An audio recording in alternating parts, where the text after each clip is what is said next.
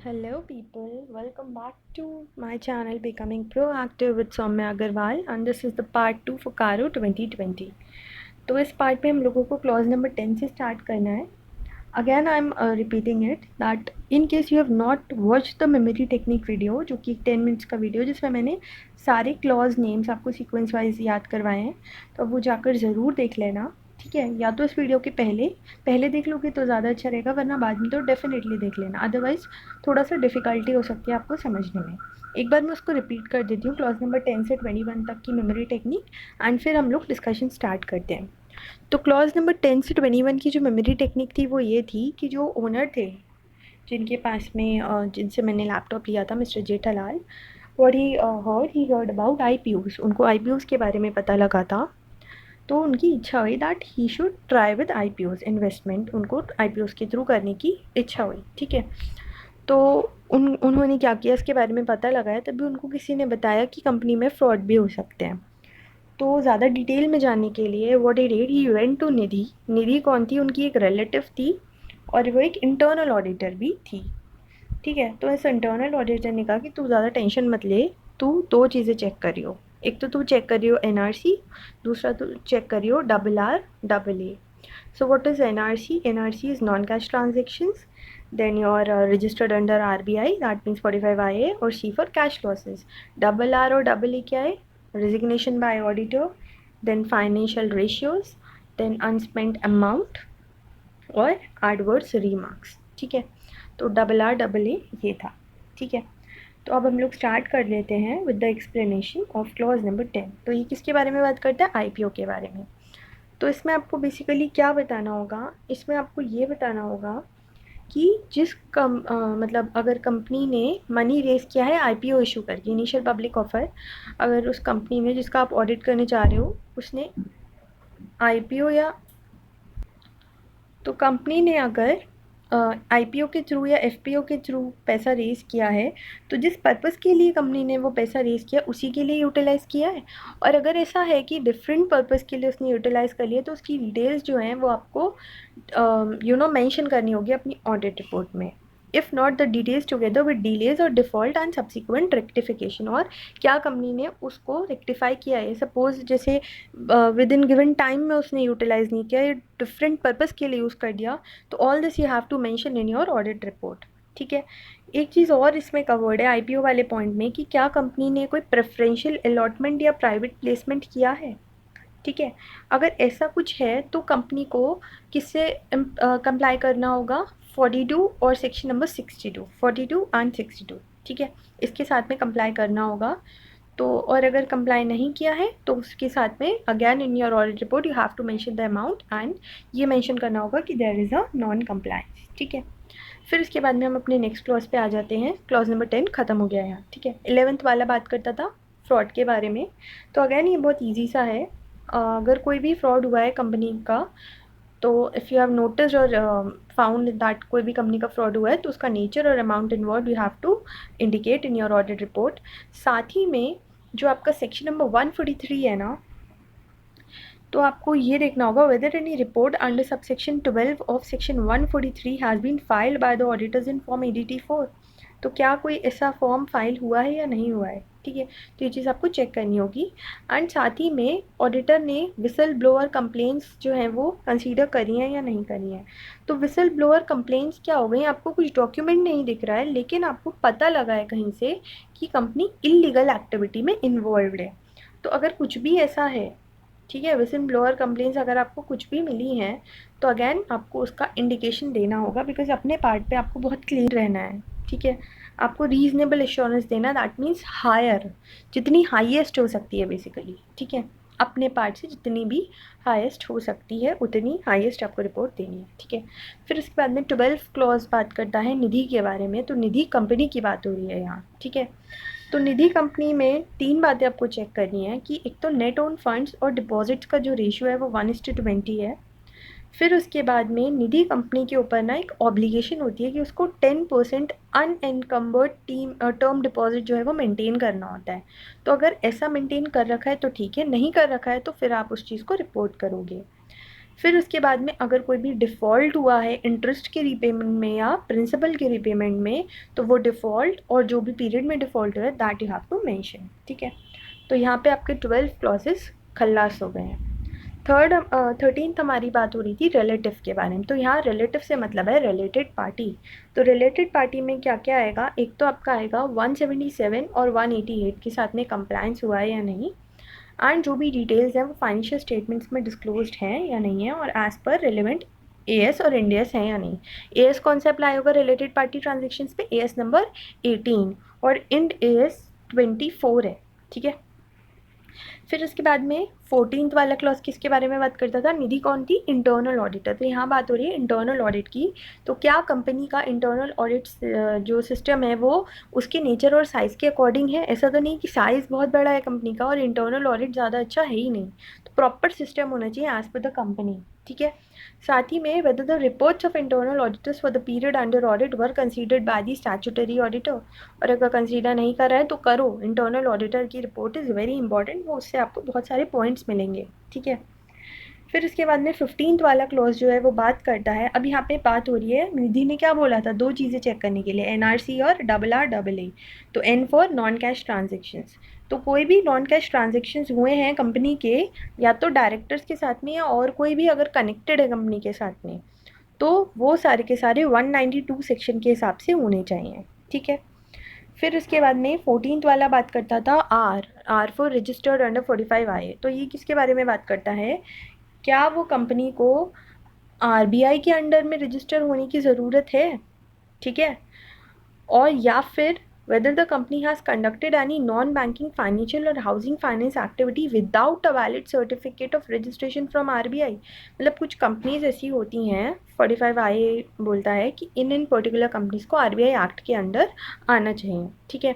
तो क्या company registered है और क्या कंपनी ने कोई ऐसा नॉन बैंकिंग फाइनेंशियल या हाउसिंग फाइनेंस एक्टिविटी कर दिया बिना सर्टिफिकेट ऑफ रजिस्ट्रेशन लिए ही, क्योंकि अगर ऐसा है तो गलत है, रजिस्ट्रेशन लो उसके बाद ही आप कर सकते हो। बिकॉज अगर आपके ऊपर कंप्लायंस है कि आपको रजिस्ट्रेशन करवाना है तो वो फिर उस गवर्निंग बॉडी की रिस्पॉन्सिबिलिटी हो गए ना आप, बट आपने रजिस्टर ही नहीं करा एंड आप उसके बिहाफ पे ट्रांजेक्शन्स कर रहे हो, so that is very wrong, ठीक है। So this you have to mention. फिर इसमें एक चीज़ और आती है कोर इन्वेस्टमेंट कंपनी। तो whether the company is a core investment company, तो कोर इन्वेस्टमेंट कंपनी की डेफिनेशन भी आपकी आरबीआई एक्ट में ही है। तो अगर कुछ ऐसा है तो फिर उस क्राइटेरिया को आप फुलफिल करो, and in case the company is an exempted or unregistered CIC whether it continues to fulfil such criteria. जो आरबीआई एक्ट है उसमें कोर इन्वेस्टमेंट कंपनी के लिए एक डिफरेंट प्रोविजंस हैं। तो जो भी एग्जाम्पशंस वगैरह अगर कंपनी क्लेम कर रही है कि मैं एग्जाम्प्टेड हूँ रजिस्ट्रेशन के लिए, तो क्या ऐसा कुछ क्राइटेरिया जो है वो फुलफिल हो रहा है या नहीं, ठीक है। And whether the group has more than one CIC is a part of group, if yes indicate the number of CICs which are part of the group. अगर मतलब एक कंपनी में ज़्यादा, एक ग्रुप में ज़्यादा CIC हैं तो उस चीज़ को आप मेंशन करोगे। तो ये ज़्यादा इसमें इतना डिफ़िकल्ट नहीं है, इसमें बस ये है RBI को आप ध्यान रखो, ठीक है। R से RBI ध्यान रखो और 45IA ध्यान रखो, ठीक है। फिर उसके बाद में जो नेक्स्ट है वो कौन सा है, 17th वाला। तो 17th वाला जो क्लॉज है वो बात करता है cash losses, C for cash losses. तो क्या कंपनी के कोई कैश लॉसेस हुए हैं फाइनेंशियल ईयर में या फिर उससे पहले वाले फाइनेंशियल ईयर में, अगर ऐसा है तो अमाउंट स्टेट करो, ठीक है। फिर उसके बाद में उसने दूसरी चीज़ बोली थी निधि ने कि RR और AA चेक करो। What is RR and AA। पहला आर बात करता है रेजिग्नेशन ऑफ स्टैट्यूटरी ऑडिटर। तो क्या ऐसा कुछ रेजिग्नेशन हुआ है स्टैट्यूटरी ऑडिटर का ड्यूरिंग द ईयर, और अगर ऐसा है तो आप पता लगाओ कि ऑडिटर ने रिज़ाइन किया तो क्यों किया, क्या इशू आ रहा था, क्या ऑब्जेक्शंस थे, क्या कंसर्न था जो ऑडिटर को रिज़ाइन करना पड़ गया। कोई भी ऑडिटर रिज़ाइन तभी करता है जब बहुत ज़्यादा वैसी वाली सिचुएशन हो जाती है, जब ऑडिटर को लगता है कि उसकी या तो ओपिनियन ही गलत हो जाएगी या सिचुएशन उसके कंट्रोल में नहीं है। तो ये चीज़ आप पता लगाओ because you are going to report it, है ना। फिर इसके बाद में नेक्स्ट चीज़ है 19th वाली, जो नेक्स्ट आर के बारे में बात करता है financial ratios, R for ratios. So in the basis of financial ratios ageing and expected dates of realisation of financial assets and payment of financial liability, other information जो कि फाइनेंशियल स्टेटमेंट्स में है, the auditor's knowledge of the board of directors and management plan that whether the auditor is of the opinion कि कोई भी material uncertainty exist नहीं करती है at the date of audit report is capable of meeting its liability existing at the date of balance sheet date and whether when they fall due within a period of 1 year from the balance sheet date। तो ये चीज़ आप देखोगे कि balance sheet date पे company की financial ratios कुछ भी ऐसा इंडिकेट नहीं कर रहे हैं कि कोई भी मटीरियल अनसर्टेनिटी है कंपनी के अंदर, कि वो अपनी लायबिलिटीज़ को मीट ही नहीं कर पाएगी। तो ये चीज़ आपको रिपोर्ट करनी है। अगर कुछ ऐसा है, मतलब ऐसा है तो ठीक है, और नहीं है ऐसा तो you have to report it, ठीक है। फिर उसके बाद में आपके लास्ट 2 क्लॉजेस बात करते हैं C C. So first C stands for, sorry A first A stands for unspent amount. तो इसमें भी 2 चीज़ें हैं आपकी। एक तो ऑनगोइंग प्रोजेक्ट्स, अगर कंपनी ने कोई ऑनगोइंग प्रोजेक्ट्स हैं तो ऑफ कोर्स आप जो जिस ऑनगोइंग प्रोजेक्ट के लिए आपने पैसा ले रखा है, तो कोई भी अनस्पेंड अमाउंट, अगर जैसे आपने सपोज आपको लग रहा था ज़्यादा, उस कंपनी को लग रहा था ज़्यादा पैसा चाहिए बट कम में काम हो गया, या वो प्रोजेक्ट अभी चल ही रहा है, पैसा जो है वो अनस्पेंड है, अभी खर्च नहीं हुआ है, तो उसको आप उस फंड में ट्रांसफ़र कर दो जो Schedule 7 बताता है कंपनी का, with in a period of 6 months of the expiry of the financial year, ठीक है। मतलब ऑनगोइंग प्रोजेक्ट्स का अगर कोई अनस्पेंड अमाउंट है तो वो Schedule 7 वाले फंड में आएगा। लेकिन अगर कोई ऑनगोइंग प्रोजेक्ट नहीं है, ठीक है, अगर कोई ऑनगोइंग प्रोजेक्ट नहीं है तो फिर आप क्या करो, आप एक स्पेशल अकाउंट में उसको ट्रांसफ़र कर दो जो सेक्शन नंबर 133 में बताता है, ठीक है। Whether any amount remaining unspent under subsection 5 of 135 pursuant to any ongoing project has been transferred to the special account or not, ठीक है। तो अगर मतलब कुछ ऐसा है ऑनगोइंग, सॉरी मैंने आपको गलत बता दिया, अदर देन ऑनगोइंग प्रोजेक्ट्स है, मैं अभी वही कंफ्यूज हो रही थी, रियली सॉरी, मैं रिपीट कर रही हूँ उसको। अदर देन ऑनगोइंग प्रोजेक्ट अगर है तो आप Schedule 7 वाले फंड में कर दो, और अगर ऑनगोइंग प्रोजेक्ट का अनस्पेंड अमाउंट है तो उसको फिर उसके स्पेशल अकाउंट में डाल दो, ठीक है। अदर देन ऑनगोइंग प्रोजेक्ट मतलब हमें पता नहीं है कि कौन सा प्रोजेक्ट है, तो फिर आप उसको Schedule 7 के अकॉर्डिंग डालोगे with in a period of 6 months from the expiry of the financial year. और ये इसमें भी कंप्लाइंस आपको 135 सबसेक्शन 5 की करनी है, और इसमें भी अगर कोई मतलब ऑनगोइंग प्रोजेक्ट चल रहा है तो फिर उसके लिए आप उस स्पेशल अकाउंट के लिए, मतलब जो ऑनगोइंग प्रोजेक्ट वाला अकाउंट है उसमें डालोगे, ठीक है। फिर 21 वाला बात करता है आपका, दूसरा है जो कि बात करता है एडवर्स रिपोर्ट, ठीक है।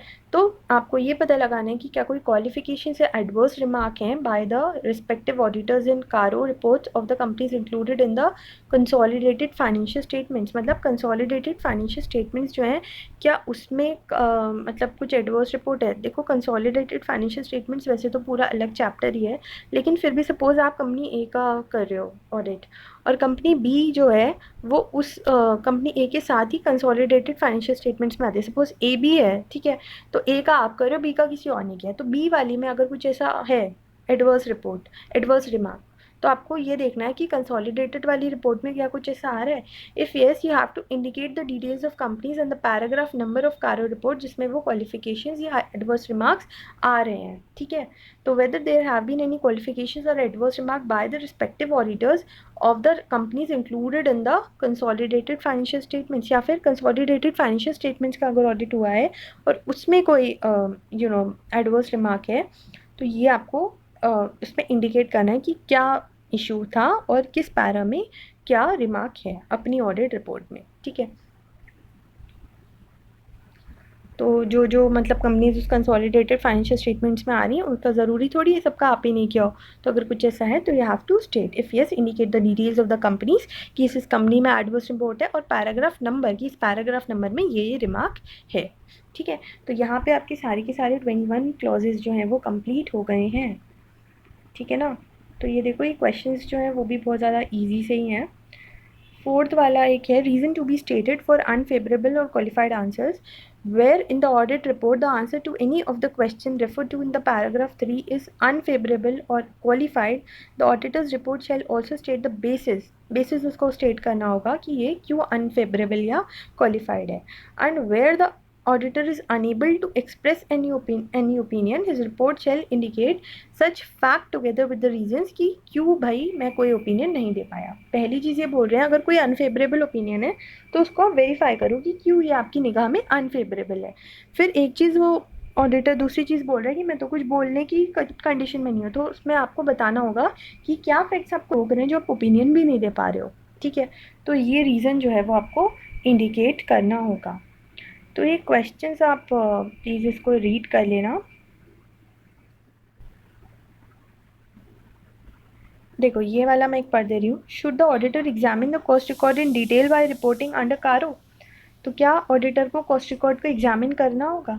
तो कारो जो है वो डिटेल्ड एग्जामिनेशन नहीं बोलता है, कारो सिर्फ ये बोलता है कि रिव्यू कर लो कि कॉस्ट रिकॉर्ड्स बनाए हैं या नहीं बनाए हैं। वर्ड मेड का मतलब है कि आपने मेंटेन करे हैं या नहीं करे हैं, ठीक है। तो ये चीज़ है।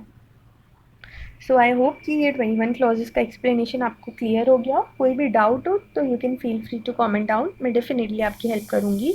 Also you can join my Telegram channel so that आप मुझसे कुछ भी आपको डिस्कशन करना हो तो एक मैंने ग्रुप बना रखा है, पब्लिक ग्रुप, उसमें you can discuss it, okay. So मैं उसका लिंक भी डिस्क्रिप्शन में दे दूँगी। And I am ending this video here and thank you so much, and also do subscribe to my channel to receive more such videos, and do consider sharing my videos if you are getting help by them. Thank you.